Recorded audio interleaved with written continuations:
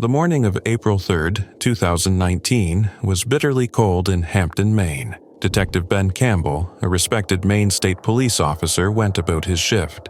At just 31 years old, he was known for his dedication and his compassion. He had a young family, a wife, Hillary, and their 6-month-old son, Everett.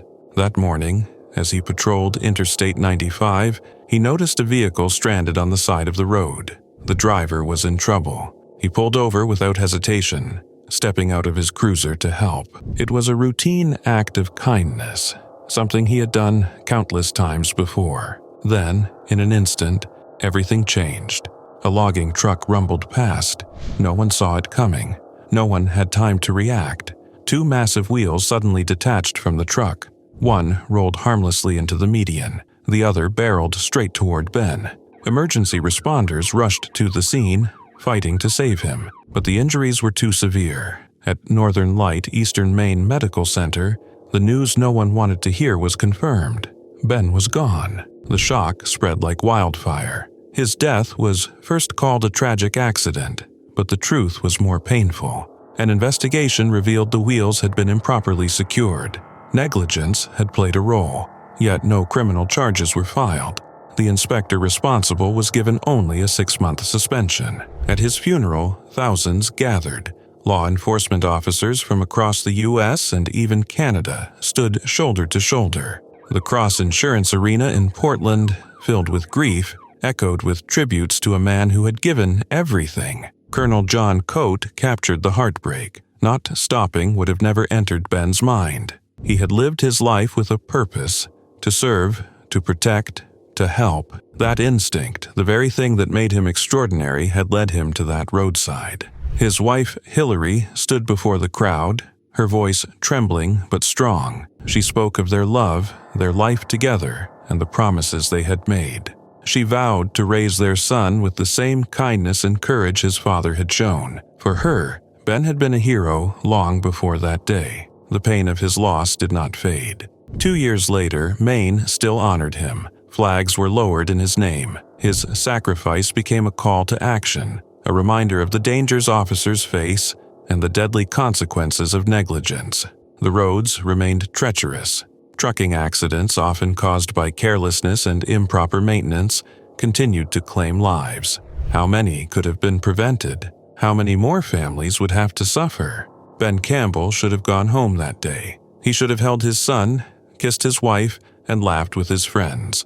But fate and failure stole that from him. His story is not just one of loss, but of a lesson, a reminder that responsibility, vigilance, and simple acts of care can mean the difference between life and death. He will never be forgotten, and in his name, the fight for safer roads, for better accountability, and for those who serve continues. It was just after 9:30 p.m. on a Sunday evening at Tina's Burritos factory in Vernon, California, a small industrial city just a few miles from Los Angeles. The factory, known for producing nearly 1 million frozen burritos a day, was busy prepping for the next day's production run. Employees hustled to clean, sanitize, and ready the massive machinery, unaware that the night would end in tragedy. A 19-year-old sanitation worker was assigned to clean one of the plant's enormous meat kettles, part of his routine duties. As he began sanitizing the equipment, something went horribly wrong. The young man became trapped inside the kettle. Despite the immediate response of co-workers and emergency personnel, he could not be saved and tragically passed away at the scene. Vernon police and city officials confirmed there were no signs of foul play, calling it an industrial accident, though an investigation is ongoing with the involvement of Cal OSHA and the district attorney's office. The accident sent shockwaves through the small factory community.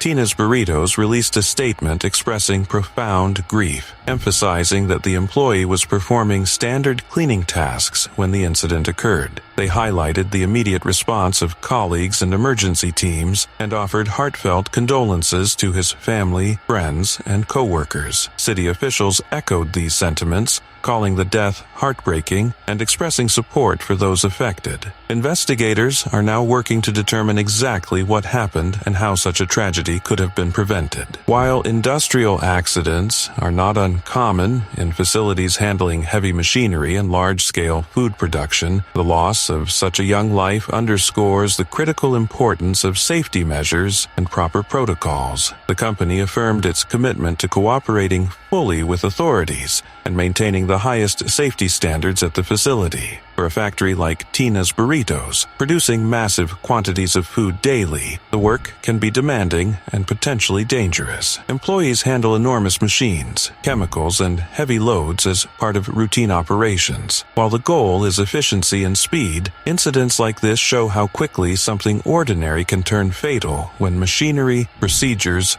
or circumstances fail. This tragedy also serves as a reminder of the human cost behind the convenience of modern food production. Millions of people rely on fast, packaged foods without ever seeing the complex and sometimes hazardous processes behind them. Workers, like the young sanitation employee, play an essential role in keeping production lines running, often performing repetitive, physically demanding, and high-risk tasks. As the community mourns, Tina's Burritos has temporarily closed parts of its facility to focus on supporting its employees and honoring the young worker's life. The incident is a sobering example of why workplace safety cannot be overlooked and how fragile life can be, even during routine duties. It's a heartbreaking story, but one that reminds us to value the people behind the products we often take for granted and the systems in place to keep them safe. The death at Tina's Burritos is a stark, tragic reminder that industrial workplaces,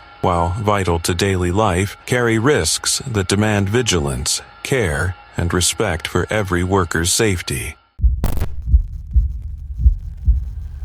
The internet has no shortage of wild trends, but few have sparked as much controversy and heartbreak as the infamous One Chip Challenge. Marketed as a test of bravery and spice tolerance, the challenge dares participants to eat a single jet-black tortilla chip coated with some of the world's hottest peppers, the Carolina Reaper and Naga Viper. For many, it was all fun and fiery pain, a few tears, maybe some milk chugging, and lots of social media clout. But for 14-year-old Harris Wallabaugh from Worcester, Massachusetts, the challenge ended not with a laugh, but with tragedy. On September 1st, 2023, Harris took part in the viral dare. He was a bright and active sophomore at Doherty Memorial High School, known for his love of basketball, video games, and his warm, goofy personality. Like countless teens before him, he wanted to try the challenge, possibly to impress friends, maybe for the thrill, or just to see what all the fuss was about. What followed, though, was anything but expected. Harris began to feel unwell shortly after eating the chip.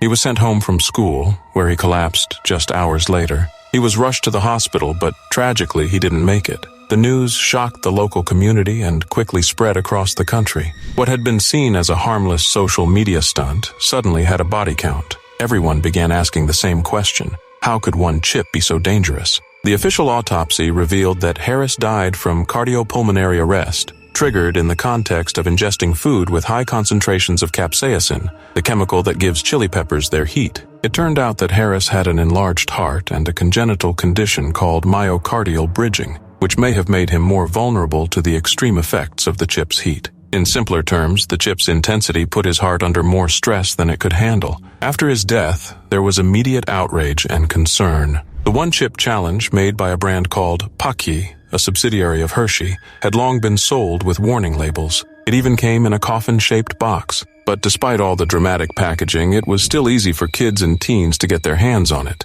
sometimes directly from convenience store shelves. pancake quickly pulled the product from the market, and the challenge was discontinued in September 2023. But for Harris's family, that decision came far too late. In July 2024, Harris's family filed a wrongful death lawsuit against pancake, Hershey, Walgreens, the store that sold the chip, and others. The lawsuit alleges that the chip was marketed recklessly and made widely available to minors despite its known dangers. The family described Harris as a healthy, loving teenager with a bright future, someone who should still be here, laughing with his friends and planning for college. Their goal now is to prevent other families from going through the same unimaginable pain. The tragedy sparked a wider conversation about internet challenges, marketing ethics, and just how far we should go for viral content. While the one-chip challenge was meant to be a spicy joke, Harris's death was a brutal reminder that some things are no laughing matter, especially when young lives are at stake. The world may never look at a chip the same way again.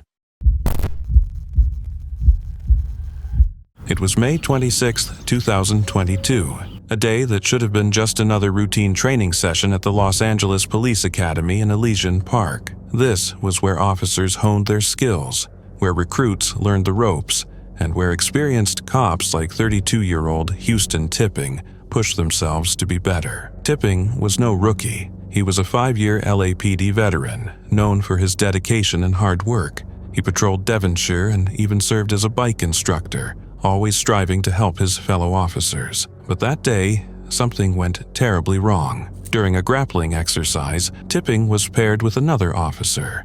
The move seemed simple enough. One officer locked the other in a bear hug before both went to the ground. But when they fell, something snapped.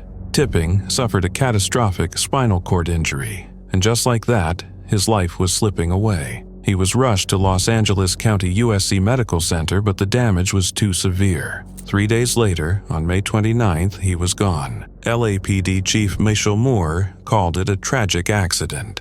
At the funeral, he spoke of Tipping as a man who went the extra mile to make the world a better place. But behind the condolences and formal statements, something didn't sit right. Not with Tipping's mother, Shirley Huffman, not with the people who knew him, and certainly not with attorney Brad Gage, who believed this wasn't an accident at all, but something far more sinister. According to Gage, Tipping had been investigating a case involving 4 LAPD officers. A serious case. A case that, if exposed, could ruin careers. One of the officers named in the report. He was there that day. He was in the training session. The dots were too clear to ignore. And as more details surfaced, the tragedy of Houston Tipping's death twisted into something darker, something that smelled like a cover-up. The autopsy told a chilling story. Tipping's injuries weren't just from a fall. 3 broken ribs, a lacerated liver, subdural hematomas, and a spinal cord so damaged it sealed his fate. The LAPD claimed a mechanical CPR device had caused the rib fractures, but Gage wasn't buying it. Medical records showed no sign the device had even been used. Even worse, an MRI revealed staples in his head injuries that hadn't been accounted for. If this was just an accident, why did it look so much like a beating? Then came the biggest red flag of all. There was no video footage. The LAPD insisted the training session hadn't been recorded. Convenient. Too convenient. Training sessions were usually documented, yet somehow this one wasn't. Without footage, there was no way to verify their story, no way to confirm what really happened in that room. And so, the questions mounted. If Tipping was getting close to exposing something, could his death have been a warning, a message? Was this training session a setup designed to intimidate or worse, eliminate a man who knew too much? The LAPD, of course, denied everything. They called it an accident. They promised an internal review. But for Huffman, for Gage, and for those who saw the cracks in the story, that wasn't enough. Houston Tipping was more than a patrol officer, more than a bike instructor, more than just another name on a report. His family and friends spoke of his kindness, his dedication to helping others. Even in death, he gave life, his organs donated to those in need, a final act of selflessness. But his own story, that remains unfinished. Was Officer Houston Tipping the victim of a tragic accident or something far worse? The truth is still out there, waiting to be uncovered. And until it is, one question lingers. What really happened inside that training room? It started out like any other Saturday night in Harriman, Utah, a quiet, family-friendly suburb about half an hour outside Salt Lake City. At the local Domino's Pizza, things were business as usual. Orders were flying in, pizzas were baking, and the late-night crew was joking around, debating who got to pick the next song on the speaker. Just another normal evening, until it wasn't. Out of nowhere, that easy rhythm of dough, cheese, and laughter was shattered by the screech of tires and the crunch of metal. A 3-car collision on a nearby road sent one SUV careening off course, straight toward the Domino's building. Within seconds, the vehicle smashed through the wall of the restaurant, shaking the ground and sending debris flying across the kitchen. But the crash was just the beginning. The impact ruptured a hidden gas line beneath the building, setting off a chain reaction no one could have predicted. Flames began to pour from the wreckage, quickly spreading across the front of the restaurant. The SUV was trapped inside, already burning, and with it, 2 people were stuck, unable to escape. As chaos broke out, 2 complete strangers did something extraordinary. Without hesitation, they rushed toward the burning vehicle, fighting the heat and smoke to pull the driver and passenger to safety. According to the Unified Fire Authority, UFA, Utah's largest fire agency, those 2 bystanders risked their lives and managed to rescue the trapped victims just moments before the car was completely engulfed in flames. Bystanders called 911 as flames roared higher. The car was like halfway on fire, and the building was up in flames, just burning. One witness, Sam Horn, later told reporters, within minutes, fire crews from across the region, more than 60 firefighters from Harriman, South Jordan, West Valley City, Sandy, and Draper, arrived at the scene, working furiously to contain what had already become a massive blaze. But then, things took another terrifying turn. As the crews began battling the fire, the gas that had been leaking beneath the structure finally ignited, triggering a powerful explosion that ripped through the building. The blast obliterated the Domino's and sent chunks of debris raining down across the parking lot. 2 neighboring businesses, a Jimmy John's and a Supercuts, were also heavily damaged. A video later shared by the Unified Fire Authority showed the horrifying moment the building erupted into a fiery inferno, lighting up the night sky. It looked like something out of an action movie, only this time it was real. Somehow, miraculously, everyone survived. 3 people, including the driver and passenger from the SUV, were taken to the hospital with non-life-threatening injuries. No firefighters or police officers were hurt, despite several being dangerously close when the explosion went off. By the time the flames were finally extinguished, nothing remained of the Domino's but a heap of smoldering rubble. Harriman officials later said the long-term status of the entire shopping strip is still being evaluated due to the extensive damage. In the aftermath, the Unified Fire Authority praised the bravery of the 2 bystanders and the teamwork of every emergency crew who responded that night. We are grateful for the courage of those who acted without hesitation and the swift, unified response from all emergency personnel, the agency wrote. What had begun as just another night of pizza making in a small Utah town became one of Harriman's most shocking and destructive accidents, a moment that showed how quickly ordinary life can ignite into chaos and how courage can emerge from the flames. On a summer evening in August 2019, a festive mood filled Chukchansi Park in Fresno, California. The Fresno Grizzlies were hosting their popular taco truck throwdown, an event that combined baseball, food trucks, and a taco eating contest to entertain the crowd. One of the eager participants in the contest was 41-year-old Dana Hutchings, a local man who had arrived ready to compete with enthusiasm and determination. Described by friends and family as full of life and always up for fun, Dana didn't have professional eating experience, but he was excited to be part of the event. Unfortunately, what was supposed to be a light-hearted competition quickly turned tragic. As the contest began, Dana reportedly started eating at a rapid pace, not chewing thoroughly as he rushed to keep up. Witnesses later recalled him shoveling tacos into his mouth, likely unaware of how dangerous that could be. Within minutes, something went wrong. He collapsed during the contest, prompting a swift response from on-site medical personnel and paramedics. Despite their immediate efforts, Dana was rushed to Community Regional Medical Center,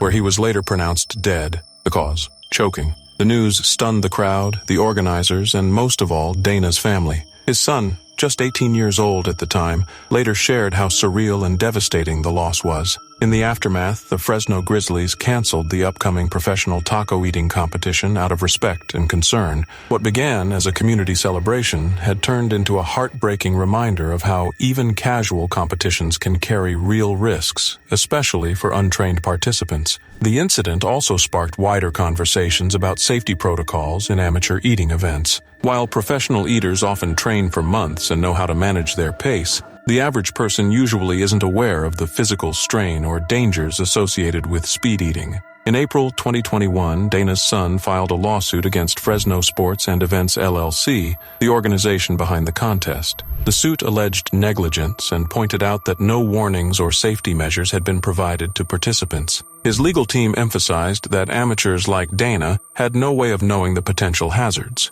and that organizers have a responsibility to ensure such events are conducted with proper care. The case brought renewed attention to the lack of regulation in public food competitions, particularly those involving audience members rather than trained professionals. Dana's story struck a chord with many because it showed how quickly something fun can turn fatal. It was a stark contrast to the usual tone of these events, which often focus on lighthearted competition and big appetites. Behind the headlines was a grieving family left to make sense of a senseless loss, and a city grappling with how to prevent similar tragedies. While the taco eating contest may have been intended as harmless entertainment, the incident served as a sobering lesson on the importance of safety, oversight, and preparation, even in the most unexpected of places. In remembering Dana Hutchings, many hope that changes will be made to better protect participants and ensure that future events prioritize not just fun, but also well-being. The summer heat hung heavy over Washington, D.C. that August day as Officer Wayne David, a 25-year veteran, set out on what would be his final shift. He had dedicated his life to keeping illegal guns off the streets, but in a cruel twist of fate, one would take his own. But this day would be different. It started early that morning, when officers spotted a man acting strangely near a parked car. Something about him didn't sit right. Moments later, he tossed a firearm into a storm drain and took off on a motorcycle, disappearing into the city's streets. Wayne was the best at what he did. Firearm retrieval was his specialty. When his team got word of the discarded gun, there was no hesitation. Wayne would handle it. Then, in a split second, everything changed. A gunshot. The impact was instant. Wayne collapsed. Blood pooled beneath him as his fellow officers rushed to his side. Sirens screamed through the streets as they raced to the hospital.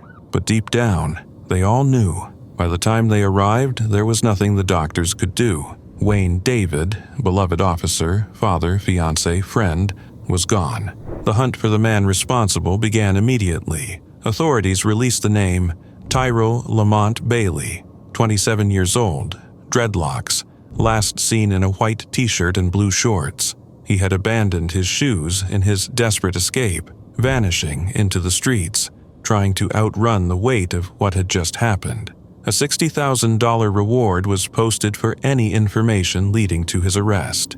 The search for Bailey stretched on for a week. Then, suddenly, it was over.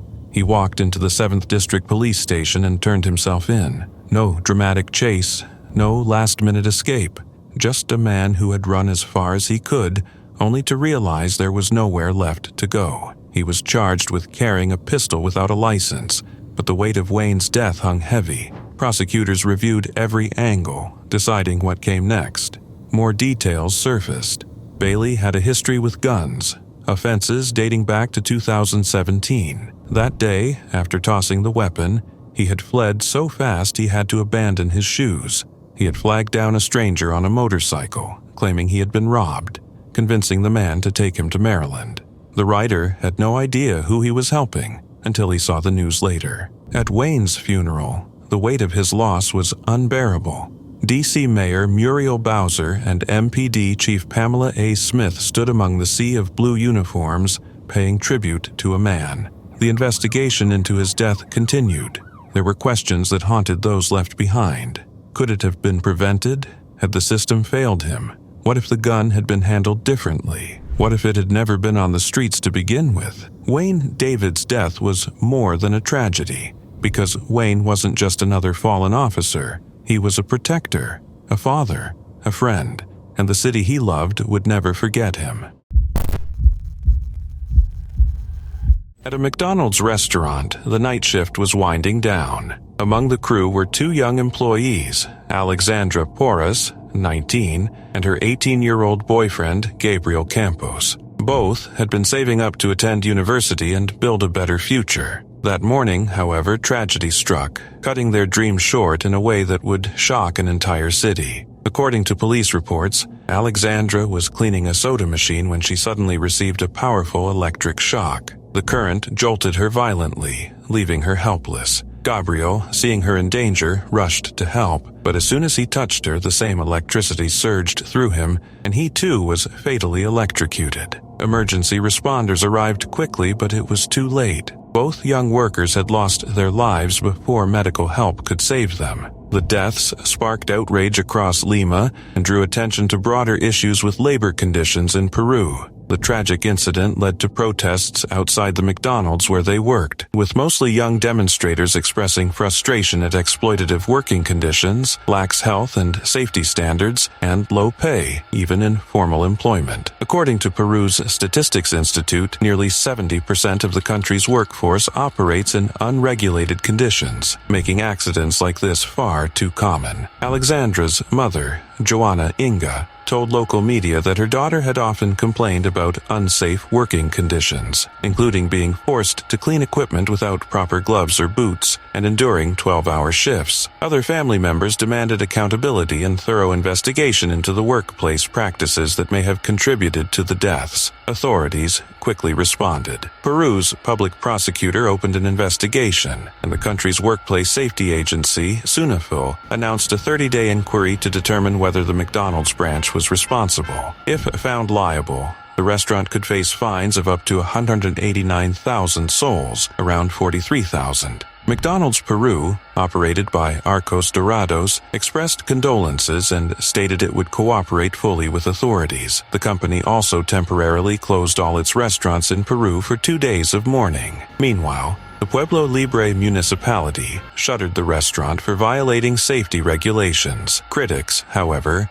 argued that the tragedy highlighted systemic failures. Christian Sanchez, a former employment minister, stressed that responsibility did not rest solely with the restaurant. The local municipality and state oversight agencies also shared accountability. Enrique Fernandez Maldonado, editor of the labor rights site Trabajo Digno PE, noted that multinational companies operating in Peru often lack sufficient safety standards, and inspectors are too few to enforce regulations effectively. SUNAFIL, for instance, has only 661 inspectors covering 21 of the country's 25 regions, tasked with monitoring a workforce of around 8 million. The incident also evoked memories of past workplace tragedies in Lima, including a 2017 fire at an arcade that killed 4 young employees, 2 of whom were trapped inside containers by their employer, and a 2016 cinema fire at a popular mall that also claimed 4 young lives. Public anger has repeatedly surfaced over unsafe work conditions, but the underlying issues remain pervasive. For Alexandra and Gabriel, what should have been a routine shift ended in unimaginable loss. Their deaths became a catalyst for conversation about labor rights, workplace safety, and accountability in Peru, shining a harsh light on the risks faced by millions of workers across the country. Families, activists, and the public continue to call for meaningful change, demanding that no other young lives be cut short while trying to earn a living. This tragedy serves as a painful reminder that workplace safety is not optional, and that even small lapses can have catastrophic consequences, leaving communities grappling with grief and questions about preventable loss. In October 2023, in the city of Gwangju, South Korea, a tragic and unusual incident unfolded that gripped the internet and reignited a long-standing debate about the safety of certain traditional dishes. An 82-year-old man lost his life after choking on sanakji, a popular Korean delicacy that consists of live octopus tentacles served while still squirming on the plate. While to some this might sound like an adventurous culinary experience, this case proved once again that even cherished traditions can carry serious risks, especially when those traditions involve food that actively tries to latch onto your throat. Sanakji is not your everyday seafood. The octopus is either served whole while still alive or, more commonly, cut into pieces while the nervous system is still active. The result? Twitching, squirming tentacles that react to soy sauce and sesame oil like they've been possessed. For locals and daring tourists alike, it's an iconic dish that symbolizes freshness and excitement. But here's the kicker. Those tiny suction cups don't stop working after the octopus is chopped. They can stick to your mouth, your throat, or, in the worst-case scenario, your windpipe. And that is exactly what happened to the elderly man in Gwangju. A piece got lodged in his throat, and despite emergency medical attention, he couldn't be revived. What started as a routine meal ended in a fatal tragedy. Unfortunately, this is not an isolated case. South Korea has reported multiple deaths over the years due to choking on sanakji, with several incidents making headlines as far back as the 2000s. It is a silent danger hidden beneath the novelty of the dish. While many locals are familiar with the proper way to eat it, chewing thoroughly and cutting it into smaller pieces, accidents still happen, especially among the elderly. In this instance, the man reportedly suffered cardiac arrest triggered by asphyxiation, a swift and devastating end caused by something as deceptively simple as a bite of food. So why do people continue to eat sanakji knowing the risks? The answer lies somewhere between tradition, thrill-seeking, and cultural pride. For many Koreans, sanakji is more than just a dish. It is a symbol of culinary identity and an experience passed down through generations. Tourists seek it out for its shock factor. There is something about wrestling with your food that makes for a memorable dinner story. But with that thrill comes danger, and this recent tragedy serves as a chilling reminder that the consequences can be very real. In light of such incidents, health officials and food safety experts often advise people to be cautious. The golden rule: cut the tentacles into small, manageable pieces. Chew slowly and thoroughly, and definitely avoid alcohol while eating it. Alcohol can dull your reflexes and impair your ability to swallow safely. Some have even called for stricter guidelines in restaurants when serving sanakji, especially to older customers who may be at higher risk. After all, no delicacy is worth a life, no matter how traditional or exciting it may be. As headlines about the Gwangju incident made waves across news platforms and social media, it sparked conversations about where the line should be drawn between tradition and safety. While sanakji remains an important part of Korean cuisine, this heartbreaking case reminds us that even the most celebrated foods should be approached with care and awareness. Because sometimes the food on your plate doesn't just squirm, it fights back. It was a quiet Monday morning in November 2024. In East Charlotte, North Carolina, people were starting their day. A team of officers had gathered outside a house on Galway Drive, preparing to serve an arrest warrant on 39-year-old Terry Clark Hughes. Hughes was no ordinary suspect. He was a felon, wanted for illegal firearm possession and fleeing law enforcement. Twice. The officers knew there was risk. The U.S. Marshals Fugitive Task Force was on the scene, a team of highly trained officers from different agencies, including Samuel Pelos and William Elliott from the North Carolina Department of Corrections, Thomas Weeks, a deputy U.S. Marshal, and Joshua A., a respected officer with the Charlotte-Mecklenburg Police Department. They had done this before. They were trained for moments like this. As the officers approached the house, a deafening crack rang out, then another, then chaos. Hughes wasn't waiting to be arrested. He was armed, waiting, and he had a high-powered rifle. Bullets ripped through the morning air as he fired relentlessly from inside the house, over 100 rounds tearing through the scene in seconds. Pelos and Elliott were the first to fall. They hit the ground hard as their colleagues rushed to save them. But there was no time. Hughes kept firing, and before anyone could regain control, Weeks and Joshua A. were down too. A neighbor, Sing Chan, found himself trapped outside his home in the chaos. He held up his phone, recording, his voice trembling as he pleaded with officers to help him get inside. But there was no time for that, no safe way in. The officers told him to get away, to find cover anywhere he could. The gunfight raged for hours, bullets ripping through the walls of nearby homes, sirens wailing as backup arrived. And then, finally, it ended. Hughes was dead, but so were 4 officers. Joshua A. had served Charlotte for 6 years, dedicating himself to public safety with quiet strength. He was also a first-class sergeant in the North Carolina Army National Guard. His loss hit hardest at home. His wife, Ashley, and their 3-year-old son, Andrew, left behind to navigate a world without him. At his memorial service, held at First Baptist Church in Uptown Charlotte, A horse-drawn carriage carried his body through the streets. Hundreds lined the sidewalks, waving flags, saluting, holding back tears. Inside the church, Ashley spoke through grief, sharing memories of the man she loved. Their son, too young to fully understand, waved at a picture of his father, a heartbreaking image that seared into the hearts of those who watched. Samuel Pellos had served 14 years with the North Carolina Department of Adult Correction, working in special operations and intelligence. He left behind a wife and 2 children who would now have to face life without him. William Elliott, another 14-year veteran, was known for his meticulous work and devotion to public safety. His wife and young child survived him, but their world would never be the same. Thomas Weeks had spent 13 years with the U.S. Marshals Service after previously working in Customs and Border Protection. He was a loving husband and a father of 4 children who would never again hear their father's voice. In total, 8 officers had been shot that day. Some survived, but survival didn't mean they were unscathed. CMPD officers Chris T., Michael Giglio, Jack Blowers, and Joshua Campbell made it out, but their wounds, both physical and emotional, would take time to heal. Statesville Police Corporal Casey Hoover, another officer injured in the ambush, was expected to recover, but the scars of this day would never truly fade. The city mourned. The law enforcement community grieved, but beneath the sorrow, questions lingered. How did this happen? Could it have been prevented? Were there warning signs that went unnoticed?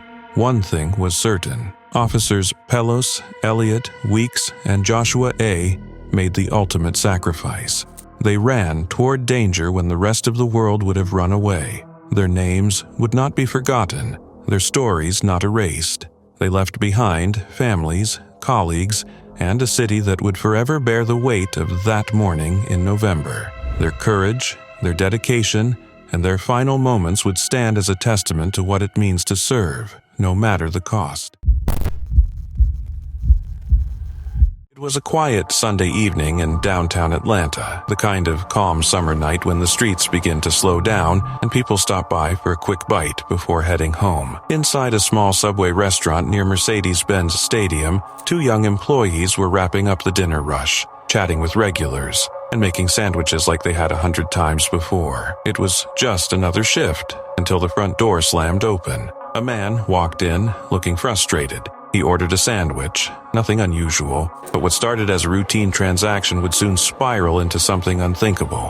When the order was handed to him, he complained there was too much mayonnaise. A small, fixable issue, the kind of thing most people would shrug off or ask to be redone. But instead of walking away or asking for a new sandwich, his anger started to boil over. Voices rose, the argument got heated, and in a horrifying instant that frustration exploded into violence. Before anyone could react, the man pulled out a gun and opened fire. Panic erupted inside the restaurant. One employee, 26-year-old Brittany Macon, was hit and collapsed behind the counter. Her co-worker, a 24-year-old woman, was also shot but managed to cling to life. Adding to the heartbreak, the second victim's 5-year-old son was in the restaurant at the time, watching everything unfold in front of him. Police arrived within minutes, responding to desperate 911 calls from witnesses. Officers found both women wounded, and despite their efforts, Brittany was later pronounced dead at the hospital. Her co-worker was rushed into critical care. The suspect, identified as 36-year-old Melvin Williams, didn't get far. He lived just across the street from the subway and was arrested later that night. Williams was charged with murder, aggravated assault with a deadly weapon, and possession of a firearm during the commission of a felony. He was denied bond the next morning. Deputy Chief Charles Hampton Jr. of the Atlanta Police Department called the shooting a very tragic situation that did not have to occur. During a press conference, he confirmed what shocked everyone. The entire deadly altercation began over a sandwich, specifically too much mayonnaise. "It just breaks my heart," said Subway co-owner Willie Glenn. To know that someone had the audacity to point a weapon and shoot someone over something so small, it's beyond comprehension. The incident quickly made national headlines, not only for its senselessness but for what it said about the growing crisis of everyday violence in America. Atlanta police reported that this was just one of 74 homicides in the city that year, a nearly 20% increase from the same period the year before. Friends and co-workers remembered Brittany as kind, hardworking, and full of life, someone who always brought positivity to her workplace. The Subway franchise and the community around it were devastated. Flowers, cards, and handwritten notes began piling up outside the restaurant's doors as locals stopped by to pay their respects. A spokesperson for Subway released a statement expressing condolences. "Our deepest sympathies go out to the families and friends of those attacked in this senseless act of violence. Our main concern remains with our team members and guests affected by this tragedy." What began as a simple customer complaint became a horrifying reminder of how fragile life can be, how one small moment of anger can lead to irreversible loss. The Mayo incident, as it came to be called, wasn't just a story about a sandwich. It was a story about the devastating consequences of rage and the heartbreak left behind when a single senseless act destroys lives forever. Pancake eating contests are usually all fun and carbs, syrup, smiles, and a little friendly competition. But in April 2017, what started as a lighthearted charity event at Sacred Heart University in Connecticut took a tragic turn that no one saw coming. Caitlin Nelson, a 20-year-old student with a warm heart and a history shaped by loss and resilience, joined the contest like many of her classmates. It was part of Greek Week, a time typically filled with games, bonding, and college camaraderie. Caitlin wasn't just any student. She was studying social work, volunteering with trauma survivors, and had lived through her own unimaginable loss when her father, a Port Authority police officer, was killed in the 9/11 attacks. But that day in March 2017, the spotlight wasn't on grief or past pain. It was on pancakes, of all things. Just a few minutes into the competition, Caitlin suddenly began choking. Onlookers first thought it was part of the act, a gag perhaps, but the situation escalated terrifyingly fast. She collapsed, and people rushed in to help.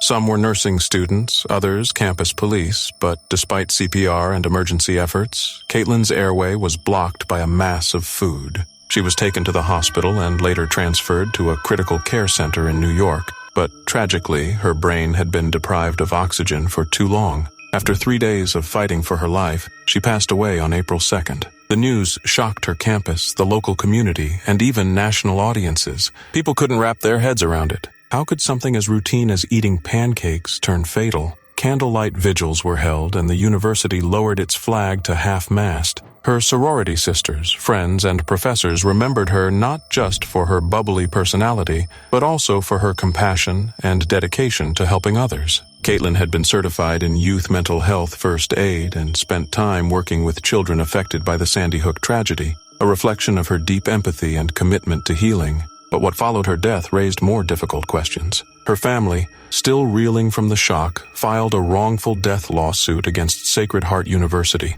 arguing that the event lacked proper medical supervision and overlooked the obvious choking hazards of a speed eating contest. The lawsuit pointed out that eating competitions, though popular, aren't without risk, especially when they pressure participants to consume food unnaturally fast. In 2020, the university reached a confidential settlement with her family. No pancake or contest was worth a life, and that truth landed heavily. Health experts weighed in too, warning about the dangers of food-eating contests that blur the line between fun and recklessness. The body isn't designed to inhale stacks of food in seconds, and for all the laughs and cheers they bring, these events can carry hidden risks, especially without trained medical personnel on standby. Caitlin's story became a heartbreaking case study, a reminder that behind every silly campus game there must be safety measures, clear planning, and caution. The tragedy changed things. More colleges began reevaluating their event policies, some even canceling eating contests altogether.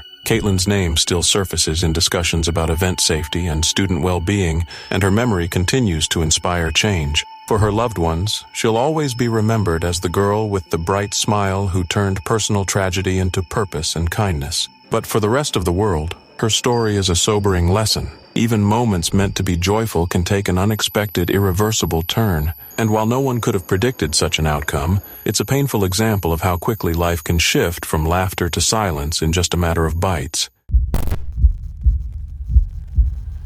It was a sunny day of September 2024 in Queensland, Australia. It was a day for the annual wall-to-wall ride for remembrance, a solemn yet powerful event where officers from across the country rode in honor of their fallen comrades. Among them was Senior Sergeant Brendan Wiblin, a man who had dedicated 28 years of his life to the Queensland Police Service. The journey had begun in Brisbane, hundreds of riders forming a long procession of flashing badges, all united in one purpose: to remember. Brendan was among them. The final destination was Canberra, where they would stand together on National Police Remembrance Day, paying tribute to those who had made the ultimate sacrifice. But Brendan would never make it to Canberra. At around 3:20 p.m., as the riders made their way near Glen Innes, New South Wales, something went wrong.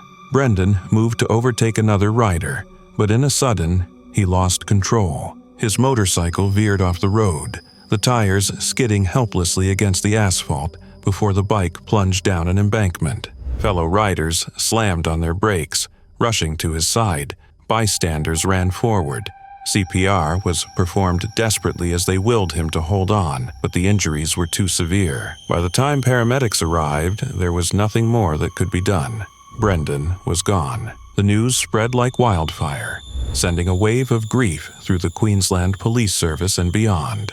This was a ride meant to honor the fallen, but now, in the cruelest twist, it had claimed another life. Assistant Commissioner Brian Swan struggled to find the words, echoing the heartbreak felt by Brendan's colleagues and friends. He spoke of the loss, the shock, the way the entire police family now stood united in grief. Queensland Police Commissioner Steve Golszowski called it devastating. Brendan had died in an event meant to honor those lost before him. How could they make sense of that? For those who had worked with him on the Gold Coast, it was unfathomable. He wasn't just a colleague. He was the one who always had their backs, the one who brought sharp wit and unwavering dedication to every shift. The pain reached beyond the police force. The riders who had shared the road with him year after year were left reeling. Brendan had been there to remember his fallen friend, and now they would have to remember him. Shane Pryor, president of the Queensland Police Union, spoke of Brendan's loyalty, his integrity, the way he had always been the first to step up for others. He wasn't just riding to honor the fallen, he was one of them now.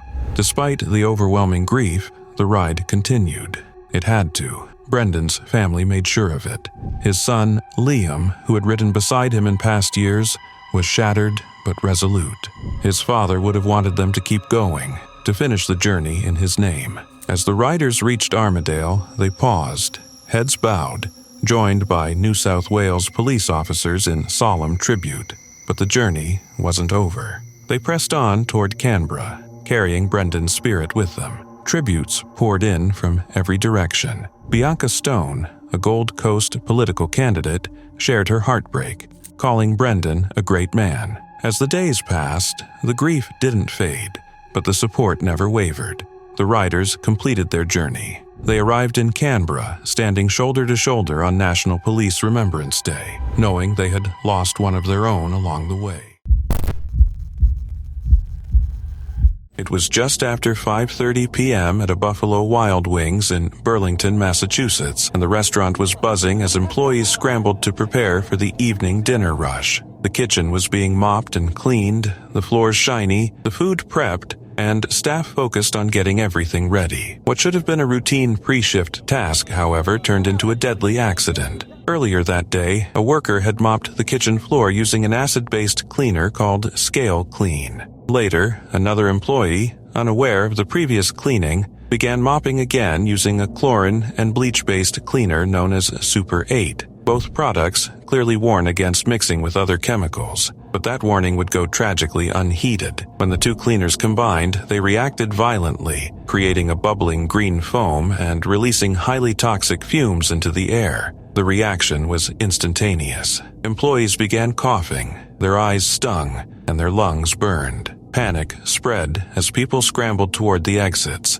slipping on the slick, chemical-soaked floor. Amid the chaos, the restaurant's 32-year-old manager, Ryan Baldera, acted without hesitation. Grabbing a squeegee, he ran onto the hazardous floor, trying to push the bubbling, toxic mixture toward an outdoor drain to protect his team and the customers. But the fumes were overwhelming. Within moments, Baldera collapsed, overcome by the toxic gases. Co-workers and bystanders tried desperately to get him outside, but the fumes made it almost impossible to safely remove him from the kitchen. He was rushed to Leahy Hospital and Medical Center in Burlington, but tragically he did not survive. 13 other people were hospitalized with breathing issues and chemical exposure, though they ultimately survived. Authorities, including the Burlington Fire Department and a state hazardous materials team, responded quickly. Fire officials neutralized the chemical mixture and ventilated the restaurant, making it safe to enter hours later. City officials closed the Buffalo Wild Wings location, pending formal clearance from the Burlington Board of Health before it can reopen. The accident has drawn attention to how even common household and commercial chemicals can become extremely dangerous if improperly handled. Experts note that bleach and acid-based cleaners are safe when used separately, but combined, they can release toxic gases capable of causing serious harm or death. The Occupational Safety and Health Administration, OSHA, has opened an investigation to determine whether workplace safety standards were violated, a process that could take up to 6 months. In the aftermath, the community mourned Ryan Baldera, remembered as a dedicated and courageous manager who risked his life to protect others. The tragedy served as a grim reminder of how ordinary tasks can quickly turn deadly when safety precautions are overlooked. The company that manufactures one of the products, Autochlor System, expressed condolences to Baldera's family and those affected, stating that safety remains their top priority and that they are cooperating fully with authorities to understand the incident. Meanwhile, the Buffalo Wild Wings franchise and local officials continue to review safety protocols to prevent a repeat of such a catastrophic accident. What began as a simple cleaning routine ended in disaster, leaving a community shaken and a workplace forever changed. It was a powerful and heartbreaking reminder that even everyday chemicals, when misused, can have fatal consequences. It was the early hours of a Sunday morning in Lima, Peru, in the bustling Pueblo Libre district.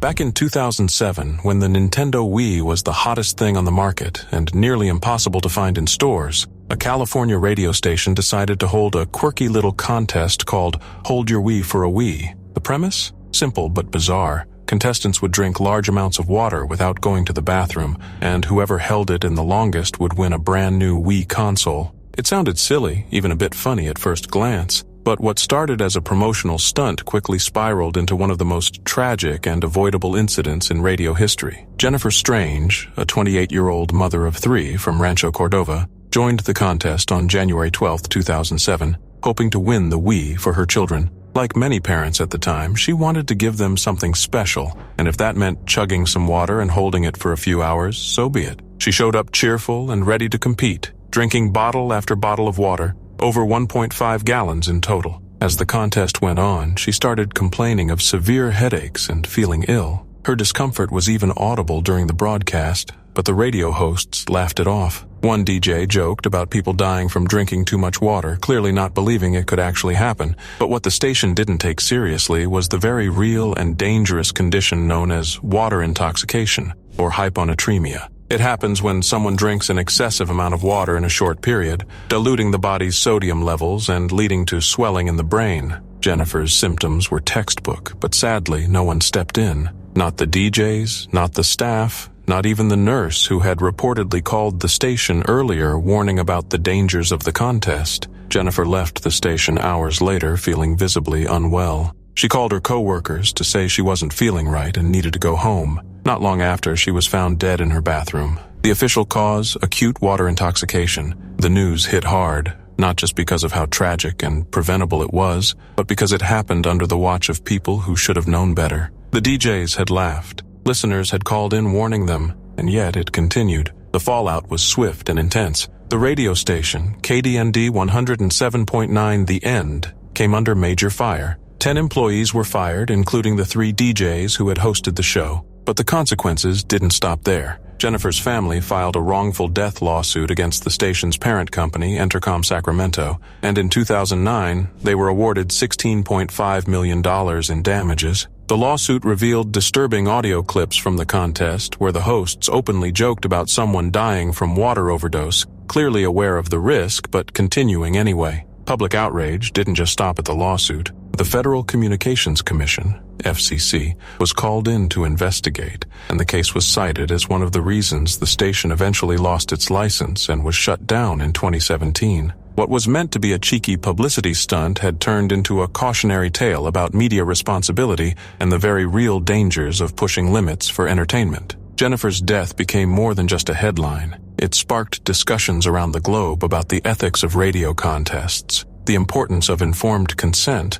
and the tragic consequences of ignoring science and medical advice for the sake of ratings. She wasn't some reckless thrill seeker. She was a devoted mother trying to win a gift for her children. In the end, the incident stands as a heartbreaking reminder. Sometimes what sounds like a harmless game can have fatal consequences when common sense and compassion take a back seat. And no prize, no matter how shiny, fun, or rare, is ever worth someone's life.